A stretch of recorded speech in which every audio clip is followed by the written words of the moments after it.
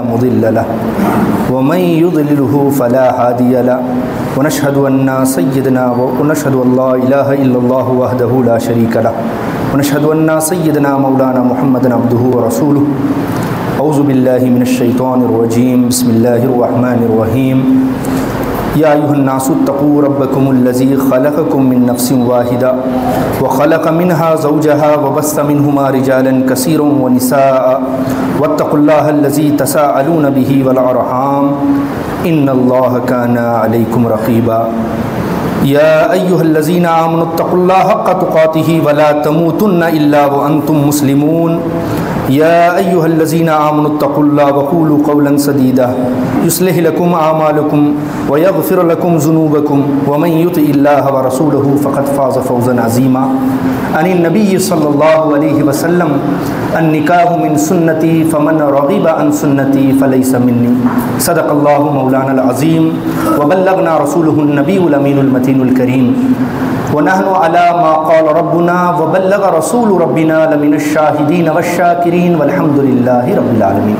حضرات محترم، آئیے کچھ سننے اور سنانے سے قبل ہم اور آپ سارے جہاں کے مرکزی عقیدت احمد مختار حضرت جناب محمد مصطفیٰ صلی اللہ علیہ وسلم کی بارگاہ بے کس پناہ میں اپنے عقیدتوں کا خراج بصورت درود پاک پیش کرنے کی سعادتیں حاصل کرنے پڑیں. اللہم صلی علی سیدنا کریمنا نبینا مولانا محمد وعلی آل محمد بعدد کل حسنہ وجمالہ وبارک وسلم.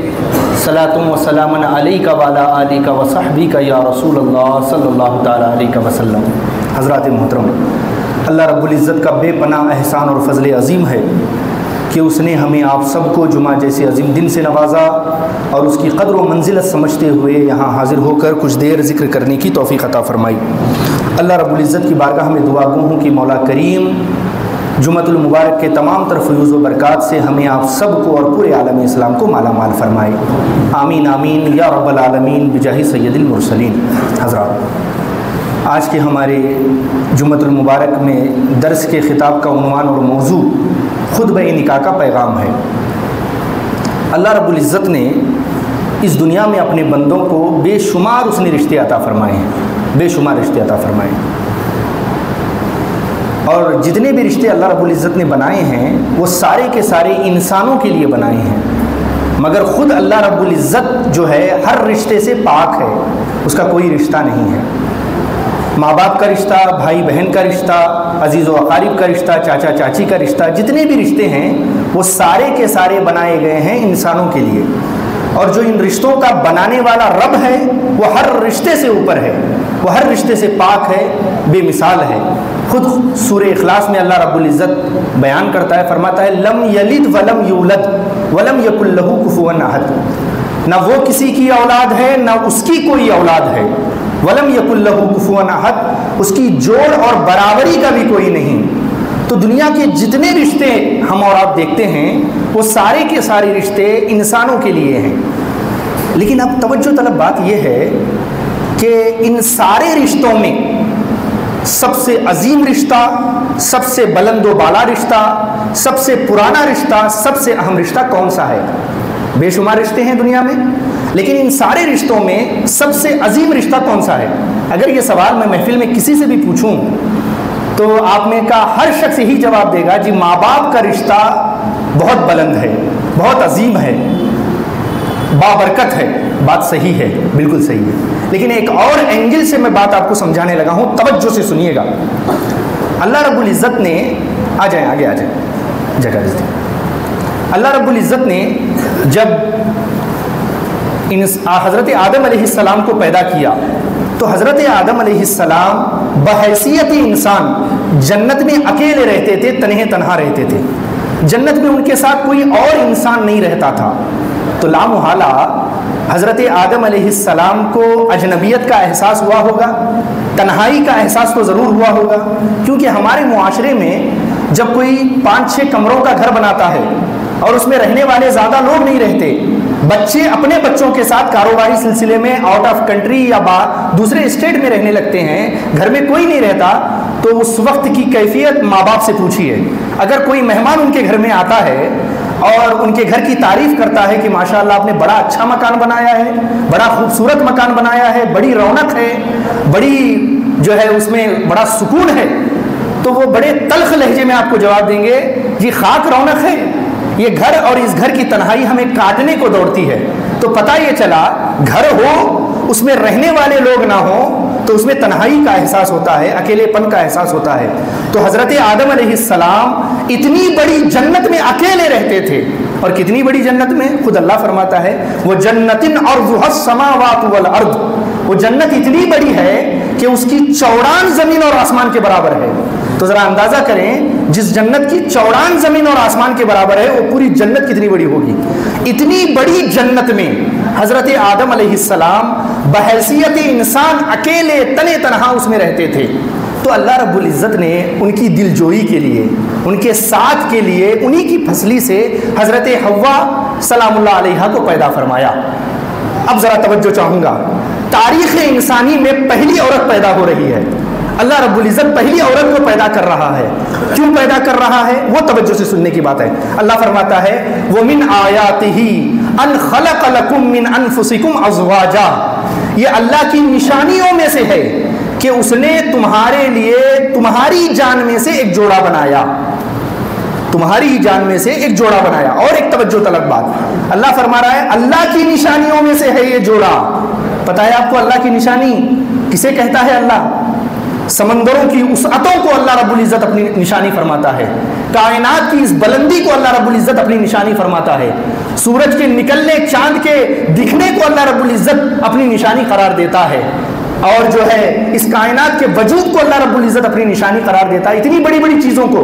تو اب اللہ رب العزت اس رشتے کو اپنی نشانی کہہ کر بیان کر رہا ہے، تو یہ رشتہ کتنا بلند ہوگا آپ اندازہ کریں۔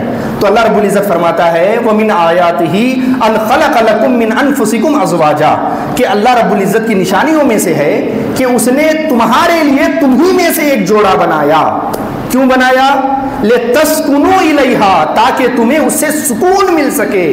تو عورت کی تخلیق کا سب سے بڑا مقصد یہ ہے کہ وہ اپنے شوہر کو سکون پہنچائے، سکون دے۔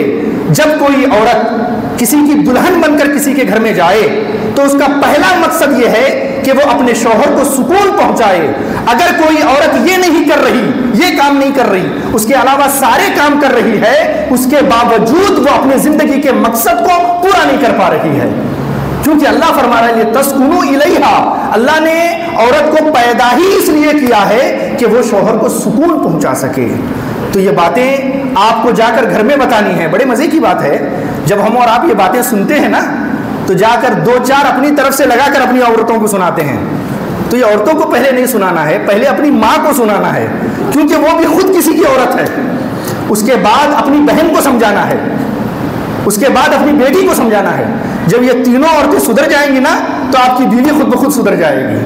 تو اللہ رب العزت فرما رہا ہے عورت کے پیدا کرنے کا مقصد لتسکنوا الیہا، تاکہ تمہیں اس سے سکون اور اطمینان حاصل ہو سکے۔ تو اللہ رب العزت نے حضرت حوا سلام اللہ علیہا کو پیدا فرمایا۔ اس کے بعد اللہ رب العزت نے حضرت آدم کا نکاح حضرت حوا کے ساتھ کر دیا۔ اب ذرا توجہ طلب بات ہے، کیا اس سے پہلے کوئی رشتہ انسانوں کے درمیان موجود تھا؟ یہ سب سے پہلا رشتہ ہے انسانوں کے درمیان جو آسمان میں اللہ رب العزت منعقد فرما رہا ہے، وہ بھی فرشتوں کی موجودگی میں منعقد فرما رہا ہے۔ ماں باپ کا رشتہ، بھائی بہن کا رشتہ، دوسرے سارے رشتے زمین پہ آ کر بنے ہیں۔ اگر واحد رشتہ اگر کوئی ہے جو آسمانوں پہ بنا ہے تو وہ میاں بیوی کا رشتہ ہے۔ تو اب آپ سمجھ گئے ہوں گے کہ یہ کتنا متبرک رشتہ ہے، کتنا بابرکت رشتہ ہے۔ جب یہ بات سمجھ میں آ گئی تو اب ذرا اپنے دل میں جھانک کر دیکھیے، جب یہ اتنا عظیم رشتہ ہے تو یہ رشتہ جڑنا کیسے چاہیے، یہ رشتہ بننا کیسے چاہیے؟ اللہ رسول کی فرما برداری کے ساتھ یہ رشتہ جوڑنا چاہیے یا اللہ رسول کی نافرمانی کے ساتھ یہ رشتہ جوڑنا چاہیے؟ آپ خود دیکھیں، دوسروں کی شادی کو نہ دیکھیں، اپنی شادیوں کو دیکھیں، اپنے گھر والوں کی شادیوں کو دیکھیں اور غور کریں کہ ہماری اپنی شادیاں وہ اللہ رسول کی فرما برداری کے ساتھ ہوئی تھی یا اللہ رسول کو ناراض کر کے ہوئی تھی۔ یہ ایک الگ موضوع ہوگا، لیکن میرے آج کا جو موضوع ہے وہ خطبہ نکاح کا پیغام ہے۔ خطبہ نکاح کیا ہے؟ ہم ہر شادی میں سنتے رہتے ہیں، ہر شادی کی تقریب میں جب پہنچتے ہیں ساری زندگی ہم خطبہ نکاح سنتے رہے، لیکن ہمیں پتہ ہی نہیں اس میں پڑھا کیا جاتا ہے. کیوں؟ کیونکہ زبان یار عربی ومن عربی نمی دانم، ہمارے محبوب کی زبان عربی ہے اور ہمیں عربی بھی نہیں پتہ. بزا اوقات ایسا ہوتا ہے کہ پڑھنے والے کو خود نہیں پتہ ہوتا کہ اس میں کیا ہے، وہ تو ایک رٹا رٹا خطبہ سنا دیتا ہے. تو خطبہ نکاح یاد رکھیں، یہ ہندوؤں کے منتر کی طرح کوئی نہیں ہے کہ بس پنڈت جی آئے اور پڑھ کے سنا دیا. نہیں، خطبہ نکاح امت مسلمہ کے لیے ایک پیغام ہے، ایک تعلیم ہے، ایک تربیت ہے. آئیے آج آپ سب لوگ یہاں جو شادی کی خاص کر تقریب میں تشریف لائے ہیں، آپ یہ سمجھیں کہ تحریک اہل سنت ندائے اسلام کا آپ کو ایک شادی کا تحفہ ہے اور تحریک اراکین کی جانب سے تحفہ ہے، ہماری جانب سے تحفہ ہے. خطبہ نکاح کا پیغام کیا ہے وہ توجہ سے سنیں. اللہ رب العزت کے حمد کے ساتھ، اس کی ثنا کے ساتھ خطبہ نکاح کا آغاز ہوتا ہے. فرماتا الحمدللہ، تمام تعریفوں کا حقدار، تمام تعریفوں کا سزاوار، تمام تعریفوں کا مستحق صرف اللہ ہے. نحمدہ، اس لیے ہم اسی کی حمد و ثنا کرتے ہیں، اسی کی تعریف کرتے ہیں، اسی کا ذکر کرتے ہیں. ونستغفرہ، اور اسی سے مغفرت چاہتے ہیں اگر کوئی گناہ ہو جائے. ونؤمن بہ، اور مکمل ایمان اسی کی ذات پر رکھتے ہیں. ونتوکل علیہ، اور کامل بھروسہ اور یقین اللہ کی ذات پر کرتے ہیں. یہ جملے خطبہ نکاح میں پڑھے جا رہے ہیں. کیا جملہ ہے؟ وَنَتَوَكَّلُ عَلَيْهِ، کامل بھروسہ اور یقین اللہ کی ذات پر کرتے ہیں.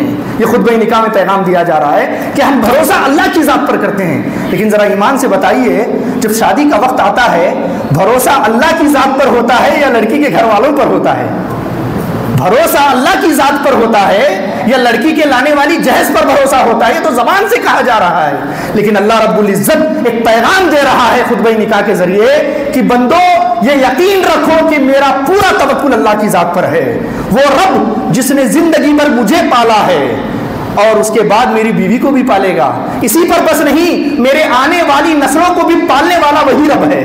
یہ پیغام دیا جا رہا ہے خطبہ نکاح کے اندر. وَنَتَوَكَّلُ عَلَيْهِ، ہم مکمل بھروسہ اور یقین اللہ کی ذات پر کرتے ہیں. اس کے بعد وَنَعُوذُ بِاللَّهِ مِن شُرُورِ أَنفُسِنَا وَمِن سَيِّئَاتِ أَعْمَالِنَا، اور ہم اپنے نفس کی ساری شرارتوں سے اللہ کی پناہ چاہتے ہیں، اور ہماری جتنے اعمال کی خرابیاں ہیں اس سے بھی پناہ ہم اللہ کی چاہتے ہیں. اب اس کے بعد 3 آیتیں پڑھی جاتی ہیں الگ الگ جگہ سے. 3 آیتیں پڑھی جاتی ہیں، اور بڑے مزے کی بات یہ ہے 3 آیتیں پڑھی جاتی ہیں، تینوں آیت میں ایک جگہ بھی نکاح کا ذکر نہیں ہے. پڑھی جا رہی ہے خطبہ نکاح کے اندر، تو نکاح کا ٹاپک ہونا چاہیے تھا نا، لیکن ایک جگہ بھی نکاح کا ذکر نہیں ہے، نکاح کا لفظ نہیں ہے. اس کے باوجود پڑھی جا رہی ہے. کچھ تو ہے جس کی پردہ داری ہے، ساری زندگی پڑھی جا رہی ہے. تو کیا پیغام ہے وہ سننے کی کوشش کریں. اللہ رب العزت شروع کر رہا ہے، اعوذ باللہ من الشیطان الرجیم، بسم اللہ الرحمن الرحیم. یا ایھا الناس اتقوا، اے لوگو اللہ سے ڈرو. اور ایک بڑی توجہ طلب بات ہے اس میں. 3 آیتیں ہیں، 3 آیت میں ایک حکم اللہ رب العزت بار بار دے رہا ہے. ذکر نہیں کر رہا، تلقین نہیں کر رہا، حکم دے رہا ہے. اور وہ کیا ہے؟ اتقوا اللہ واتقوا اللہ واتقوا اللہ واتقوا اللہ. اللہ سے ڈرو، اللہ سے ڈرو، اللہ سے ڈرو، اللہ سے ڈرو. 3 آیتوں میں 4 بار اللہ حکم دے رہا ہے، اللہ سے ڈرو، اللہ سے ڈرو، اللہ سے ڈرو. وجہ کیا ہے؟ وجہ یہ ہے، افسوس کی بات ہے، جہاں اللہ سب سے زیادہ ڈرنے کا حکم دے رہا ہے، بندہ سب سے زیادہ اللہ کی نافرمانی اگر کہیں کرتا ہے تو شادیوں میں کرتا ہے. اس لیے اللہ رب العزت بار بار ڈرنے کا یہ دے رہا ہے کہ واتقوا اللہ، اللہ سے ڈرو. تو اللہ فرماتا ہے، اب دیکھیں کس طرح اللہ فرما رہا ہے. یا ایھا الناس اتقوا ربکم الذی خلقکم من نفس واحدہ، اے لوگو اس رب سے ڈرو جس نے تمہیں ایک جان سے پیدا کیا، پھر اسی جان سے تمہارا جوڑا بنایا. وَبَثَّ مِنْهُمَا رِجَالًا كَثِيرًا وَنِسَاءً، پھر اس ایک جوڑے سے بے شمار مرد اور عورتیں بنائی. وَاتَّقُوا اللَّهَ، پھر فرمایا وَاتَّقُوا اللَّهَ الَّذِي تَسَاءَلُونَ بِهِ وَالْأَرْحَامَ، اور ڈرو اللہ سے جس کے نام کا سہارا لے کر تم جو ہے اپنا حق مانگتے ہو. کیا مطلب ہوا؟ اللہ فرما رہا ہے اللہ سے ڈرو جس کے نام کا سہارا لے کر تم جو ہے اللہ سے، لوگوں سے حق مانگتے ہو. کیا مطلب ہے؟ مطلب یہ ہے کہ جب شادی طے ہو جاتی ہے، شادی کے اندر کوئی اونچ نیچ ہو جاتی ہے، تو لڑکی والے ہاتھ جوڑ کر جو ہے لڑکے والوں سے کہتے ہیں اللہ کے واسطے ایسا نہ کریں، اللہ کے واسطے رشتہ نہ توڑیں. کس کا نام لیا جا رہا ہے؟ اللہ کا نام لیا جا رہا ہے. اللہ کے واسطہ، اللہ کا واسطہ دیا جا رہا ہے، اللہ کے واسطے ایسا نہ کرنا. اسی طرح جب کوئی لڑکی والے لڑکوں کا رشتہ توڑ رہے ہوتے ہیں تو لڑکے والے پریشان ہو جاتے ہیں اور اللہ کے نام کا سہارا دیتے ہیں. تو اللہ وہی فرما رہا ہے واتقوا اللہ الذی تساءلون بہ، اس رب سے ڈرو جس کے نام کا سہارا لے کر، آسرا لے کر تم اپنا حق مانگتے ہو. اس کے بعد فرمایا والارحام، اپنے رشتوں کے حق کو ادا کرنے میں اللہ سے ڈرو. یعنی ایسا نہ ہو کہ ایک رشتہ نیا جڑ رہا ہے آپ پرانے سارے رشتوں کو بھول جائیں، ایسا نہیں ہونا چاہیے. ایک کہاوت بڑی پیاری ہے، ایک آنچل کی، نئے آنچل کی ہوا پرانے سارے رشتوں کو اڑا دیتی ہے. ایسا نہیں ہونا چاہیے، بیلنس برابر ہونا چاہیے. جو ابھی نیا رشتہ آپ کر کے لا رہے ہیں بیوی کی شکل میں، وہ بھی اس کے بھی حقوق ادا ہونے چاہیے، اور جو تمہارے پہلے کے رشتے ہیں ان کے بھی حقوق ادا ہونے چاہیے. میں نے خطبہ نکاح سے پہلے آپ کو کہا کہ میاں بیوی کا رشتہ کتنا پاک رشتہ ہے، کہ سب سے پہلا رشتہ انسانوں کے درمیان جو اللہ نے بنایا، فرشتوں کی موجودگی میں بنایا، گواہی میں بنایا، وہ میاں بیوی کا رشتہ ہے. آپ نے دیکھا یہ سب سے پہلا رشتہ ہے. لیکن ذرا دیکھیے اس کی حقیقت کیا ہے. صرف 2 بول سے ہی رشتہ جڑ گیا، کوئی بڑا تیر نہیں مارنا پڑا، 2 بول آپ نے بولے رشتہ جڑ گیا. قاضی صاحب نے پوچھا جی فلاں بنت فلاں کی نکاح میں فلاں کی گواہی میں آپ کے ساتھ کر رہا ہوں، کیا آپ نے قبول کیا؟ آپ نے کہا قبول کیا. اتنا آپ نے کہا، نکاح ہو گیا. پھر ایک زمانہ آپ نے گزارا، 60 سال 70 سال 80 سال، اتنی زندگی گزارنے کے بعد ایک بول پھر آپ نے بول دیا طلاق، تو نکاح ختم ہو گیا. جڑا کتنی آسانی سے تھا، ٹوٹا کتنی آسانی سے. پھر یہ بھی نہیں دیکھا جائے گا ارے بھائی اتنا پرانا رشتہ ہے، 60 سال 70 سال 80 سال، اس کی ذرا تو ویلیڈیٹی ہونی چاہیے، ذرا تو ٹائم ملنا چاہیے. نہیں، بڑھاپے میں بولیے تب بھی طلاق، جوانی میں بولیے تب بھی طلاق، بازار میں کھڑے ہو کے بولیے تب بھی طلاق، مسجد میں بیٹھ کر بولیے تب بھی طلاق، مذاق میں بولیے تب بھی طلاق، ناراضگی میں بولیے تب بھی طلاق، خوش ہو کے بولیے تب بھی طلاق، اور غصے میں بولیے تب بھی طلاق. یہ ہے رشتہ، جڑا اتنی آسانی سے اور ٹوٹا اتنی آسانی سے. اس کے علاوہ جو رشتے ہیں کیا وہ ٹوٹ سکتے ہیں؟ اگر آپ پورے دنیا کے علماء کو جمع کر لیں، بڑا سیمینار لگا لیں اور کہیں میں اپنے باپ سے تنگ آ گیا ہوں، آج آپ میرے لیے فتویٰ دے دیجئے کہ میں اپنے باپ سے الگ ہونا چاہتا ہوں، تو سارے لوگ مل کر بھی فتویٰ دے دیں کہ یہ آج سے آپ کا باپ نہیں ہے، تو ایسا ہو سکتا ہے؟ نہیں. ساری زندگی آپ لاکھ مرتبہ طلاق طلاق طلاق کی آپ تصویر رکھتے رہیں، تب بھی آپ کا باپ باپ ہی رہے گا، بیٹا بیٹا ہی رہے گا. یہ ہے رشتہ. ساری زندگی آپ ان رشتوں کو کیا کہتے ہیں آرا لے کر کاٹتے رہیں، آپ مر جائیں گے لیکن رشتہ نہیں کر سکتا. یہ ہے رشتہ، یہ ہے رشتہ. تو اللہ رب العزت یہی پیغام دے رہا ہے کہ نئے رشتے کے چکر میں پرانے رشتوں کو خراب نہ کرنا. ہوتا ہے کہ نہیں؟ ہم نئے رشتے کے چکر میں پرانے رشتوں کو خراب کرتے ہیں. یہ پتہ کب چلے گا؟ جب ہمیں علم ہوگا تب پتہ چلے گا. آئیے آقا نعمت صلی اللہ علیہ وسلم کی زندگی کا ذرا مطالعہ کریے. آقا نعمت صلی اللہ علیہ وسلم کی اہلیہ ہیں حضرت خدیجہ ام المومنین، حضرت خدیجہ رضی اللہ تعالیٰ عنہ. آخری وقت ہے حضرت خدیجہ کا. اپنی بیٹی خاتون جنت فاطمۃ الزہرا رضی اللہ تعالیٰ عنہ کو بلاتی ہیں، فرماتی ہیں کہ بیٹی ذرا ابا کے پاس جاؤ اور جا کر کہو کہ امی نے چادر مانگی ہے. حضور سے کہنا کہ امی نے چادر مانگی ہے. تو خاتون جنت جو ہے حضور کے پاس تشریف لائی اور عرض کیا حضور امی نے آپ سے چادر مانگا ہے.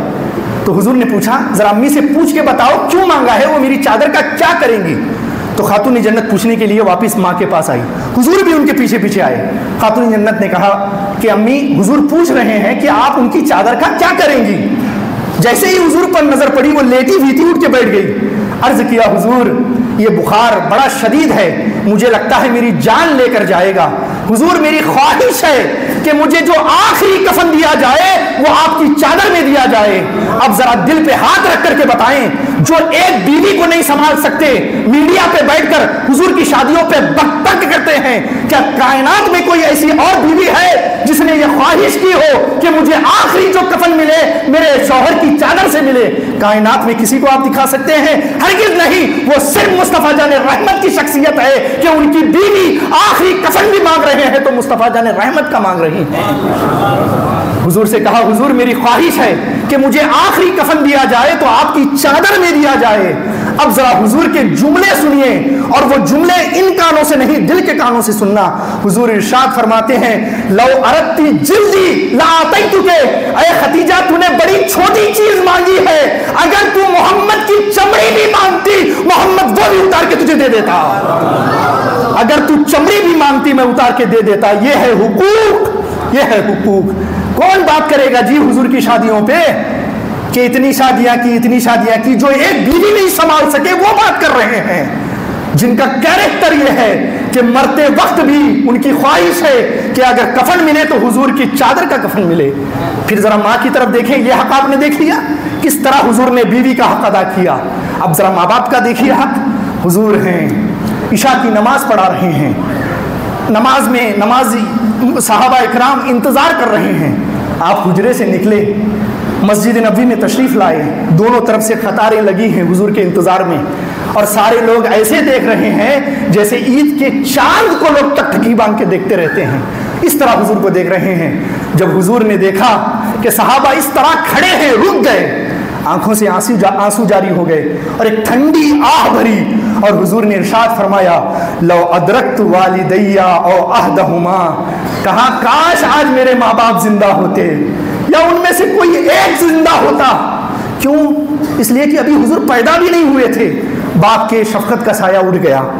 پھر 6 سال کے ہوئے، وہ رحمت کی چادر بھی دور ہو گئی، اس کے بعد حضور یتیم کی طرح زندگی گزارتے رہے، حضور رہے، کوئی سہارا اتنا بڑا نہیں ہے۔ اس کے بعد وہ دن آیا کہ جس مقصد کے لیے حضور کو بھیجا گیا تھا وہ مقصد آپ نے دنیا کے سامنے پیش کیا۔ وہ جو امین الصادق کہتے تھے، آپ کی سچائی کی قسمیں کھاتے تھے، انہوں نے آپ کو پتھر سے مارنا شروع کیا، اور یہ حالت بنا دی کہ آپ کو اپنا وطن چھوڑنا پڑا دعوت دین کے لیے، تبلیغ اسلام کے لیے آپ نے اپنا وطن چھوڑا اور مدینہ آئے، اور مدینہ والوں نے پھول بچھا کر استقبال نہیں کیا بلکہ اپنی پلکیں، اپنا جگر بچھا کر استقبال کیا، اور طلع البدر علینا کہہ کر کے آپ کا استقبال کیا، اور بات کرنے سے پہلے کہتے فداک امی و ابی یا رسول اللہ، حضور میں کیا میرے ماں باپ بھی آپ پر قربان ہو جائیں۔ حضور سے کہتے یا رسول اللہ انک لاحب الی من نفسی و اہلی و مالی، حضور میں کیا میرے والدین، میری اولاد، میرا مال، میری جان، سب سے زیادہ مجھے آپ محبوب ہیں۔ جب صحابہ کا یہ حال دیکھا حضور نے خواہش کی کاش میرے ماں باپ ہوتے۔ جب بچہ بڑے مقام پہ پہنچتا ہے کبھی کبھی خواہش کرتا ہے کہ ماں باپ ہوتے، میرا سکھ دیکھتے، تو حضور نے کہا کاش میرے ماں باپ ہوتے یا کم سے کم میری والدہ ہوتی۔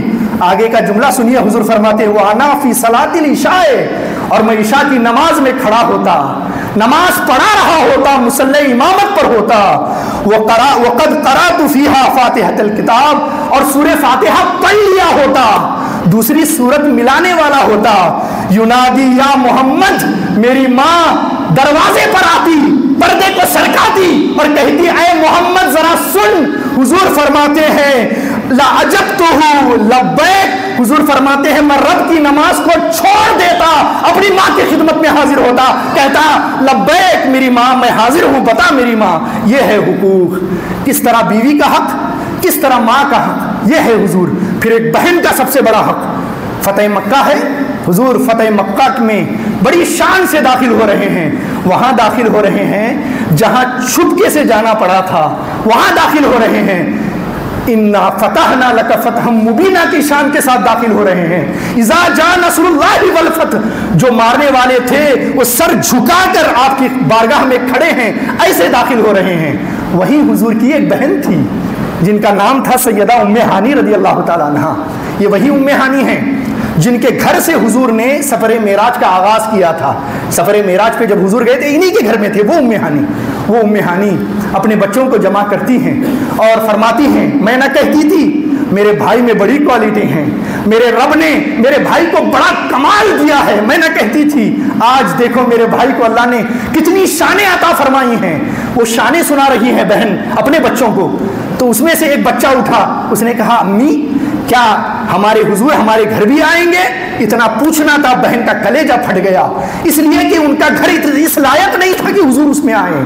چٹائی بھی پھٹی ہوئی ہے، کھانے کا بھی کوئی اہتمام نہیں ہے، تو فرماتی ہے میرا کلیجہ پھٹ گیا اور میں نے دل پہ پتھر رکھ کر کے بچوں کو سمجھایا کہ بیٹا ان کے بڑے کام ہیں، ان کو بڑے بڑے عمرہ ملنے آئیں گے، اس لیے وہ کسی بڑی جگہ رہیں گے جہاں زیادہ لوگ آ سکیں۔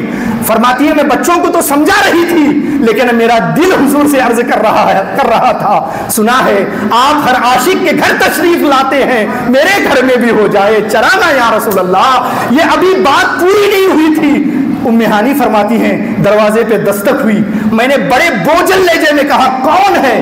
باہر سے بڑی سرمدی آواز آئی، کہا بہن دروازہ کھولو تمہارا بھائی محمد ہے، کہا تمہارا بھائی محمد ہے۔ فرماتی ہے لپک کر میں نے دروازہ کھولا، کیا دیکھتی ہوں ساری کائنات کی رحمتیں میری دروازے پر برس رہی ہیں اور آقا اندر تشریف لاتے ہیں اور فرماتے ہیں بہن مجھے بڑے لوگوں نے دعوت دی۔ میں نے کہا نہیں، میری بہن کے ہوتے ہوئے میں کسی اور کے گھر میں نہیں رہ سکتا، میں تیرے گھر میں آ گیا۔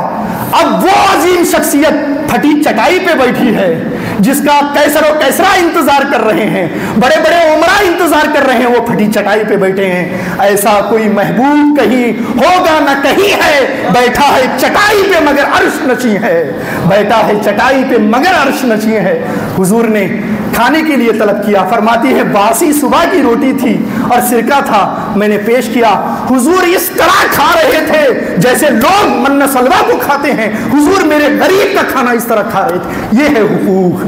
تو اللہ وہی فرما رہا ہے وَاتَّقُوا اللَّهَ الَّذِي تَسَاءَلُونَ بِهِ وَالْأَرْحَامَ، اس رب سے ڈرو جس رب کے نام کا سہارا لے کر تم لوگوں سے اپنا حق مانگتے ہو اور لوگوں کے حقوق کو ادا کرنے میں اللہ سے ڈرو۔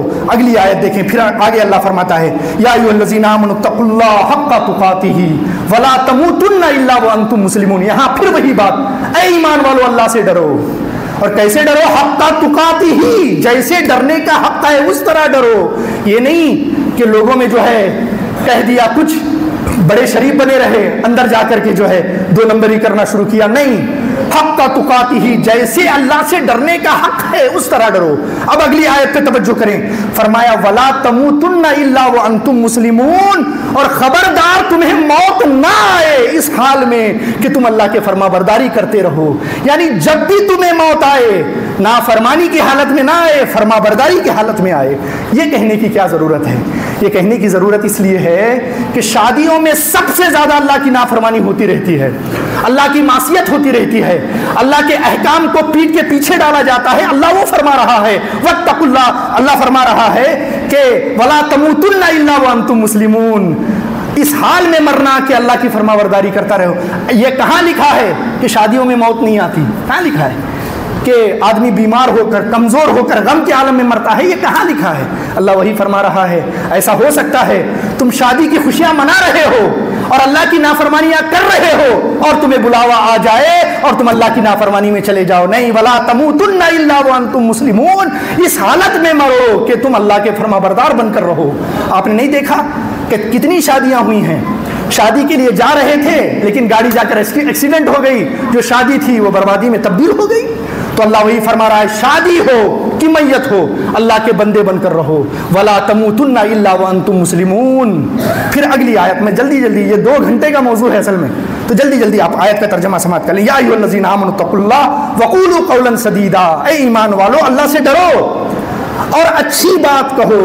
یہ اللہ خطبہ نکاح میں سمجھا رہا ہے، اے ایمان والو اللہ سے ڈرو اور اچھی بات کہو۔ جب کہیں کہا جائے اچھی بات کہو تو ایک جملہ اور ایڈ کر لیجئے، اچھی بات کہو، اچھے طریقے سے کہو۔ فجر کے نماز میں اٹھانا اچھا طریقہ، اچھی بات ہے کہ نہیں؟ اگر کوئی لات مار کے اٹھا دے، اٹھو سو رہے ہو، تو یہ اچھی بات نہیں ہوگی۔ اچھی بات ہونی چاہیے، اچھی طریقے سے ہونی چاہیے۔ اور اللہ یہ کہاں سمجھا رہا ہے؟ خطبہ نکاح میں سمجھا رہا ہے، یعنی میاں بیوی اگر کوئی ڈس بیلنس ہو جائے، پٹری سے ہٹ جائے، تو بڑے مولوی بن کر نہ سمجھاؤ اپنی بیوی کو، بہت نرمی سے سمجھاؤ، اچھے لہجے سے سمجھاؤ۔ اللہ یہ بتا رہا ہے یا ایھا الذین آمنوا اتقوا اللہ وقولوا قولا سدیدا، اچھی بات سے سمجھاؤ، اچھی بات کرو۔ اگر شوہر بگڑ جائے تو بیوی اچھے طریقے سے سمجھائے، اگر بیوی بگڑ جائے تو شوہر بڑے اچھے طریقے سے سمجھائے۔ وَقُولُوا قَوْلًا سَدِيدًا يُصْلِحْ لَكُمْ أَعْمَالَكُمْ، اگر تم اس طرح کرو گے تو اللہ تمہارے سارے اعمال کی اصلاح کر دے گا۔ وَيَغْفِرْ لَكُمْ ذُنُوبَكُمْ، اور تمہارے سارے گناہوں کو اللہ بخش دے گا۔ وَمَن يُطِعِ اللَّهَ وَرَسُولَهُ فَقَدْ فَازَ فَوْزًا عَظِيمًا، حقیقت میں جو اللہ رسول کی فرما برداری کرتا ہے، اللہ رسول کی فرما برداری کو نظر میں رکھتا ہے، یہ نہیں دیکھتا کہ لوگ کیا کہیں گے، برادری کیا کہے گی، اس طرح شادی کیا، اتنا پکایا تھا، یہ نہیں خرچہ کیا، یہ نہیں، جو اللہ رسول کی فرما برداری میں زندگی گزارتا ہے وہ کامیاب ہونے والا ہے۔ اس کے بعد ایک حدیث پڑھی جاتی ہے، یا حدیث پڑھی جاتی ہے النکاح من سنتی فمن رغب عن سنتی فلیس منی، نکاح میری سنت ہے، حضور فرما رہے ہیں۔ اب یہ خیال رہے اس سنت کو ادا کرنے کے چکر میں ہزاروں سنت کا قتل نہیں ہونا چاہیے۔ ہم اور آپ بڑے سنہرے لفظوں میں شادی کے کارڈ پہ لکھتے ہیں النکاح من سنتی، اور جب سے کارڈ چھپتا ہے انگیجمنٹ سے لے کر جو ہے جمعگی تک سارے کام خلاف سنت ہوتے رہتے ہیں۔ ایسا نہیں ہونا چاہیے۔ النکاح من سنتی، نکاح میری سنت ہے تو پورے طریقے سے کوشش ہونی چاہیے کہ وہ سنت رسول کے مطابق ہوتی رہے، اللہ و رسول کے رضا کے مطابق ہوتی رہے۔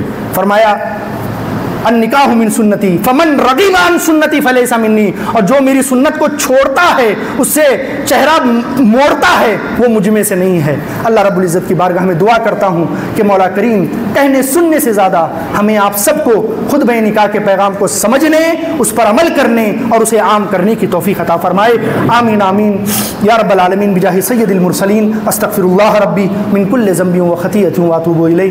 ایک ضروری اعلان سماعت کر لیں، انشاءاللہ نماز جمعہ ادا ہوگی۔ سنت و نوافل کے بعد ہماری اسی مسجد میں ہماری چھوٹی بہن کا نکاح یہاں ہونے والا ہے، آپ حضرات اس میں بھی شرکت فرمائیں، دلہا دلہن کے لیے دعا کریں، اور اس کے بعد کھانے کا انتظام ہے، آپ حضرات شکریہ کا موقع دیں، کھانا تناول فرما کر جائیں۔ جو حضرات سنتیں نہیں پڑھیں کھڑے ہو کے سنتیں پڑھیں۔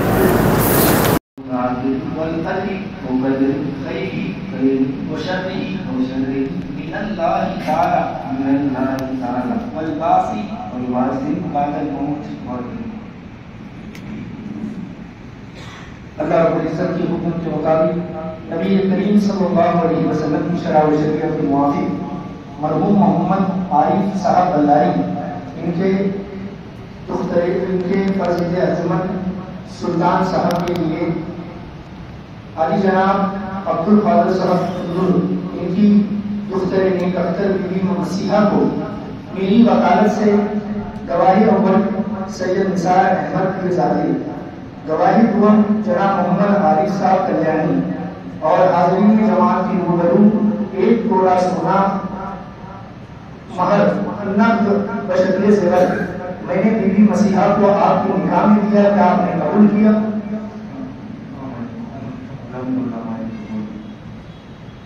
علی جناب الحاج عبد القادر صاحب کندر کی دختر نیک اختر بی بی مسیحا کو جناب مرحوم محمد عارف صاحب بلداری ان کے فرزند سلطان صاحب کے لیے گواہی اول سید نثار احمد پیرزادہ، گواہی دوم جناب محمد عارف صاحب کلیانی میری وکالت سے ایک تولا سونا نقد مہر کے ساتھ میں نے آپ کی نکاح میں دیا، ماں نام و نفقہ کی، کیا آپ نے بی بی مسیحا کو اپنے نکاح میں اپنی زوجیت میں قبول کیا؟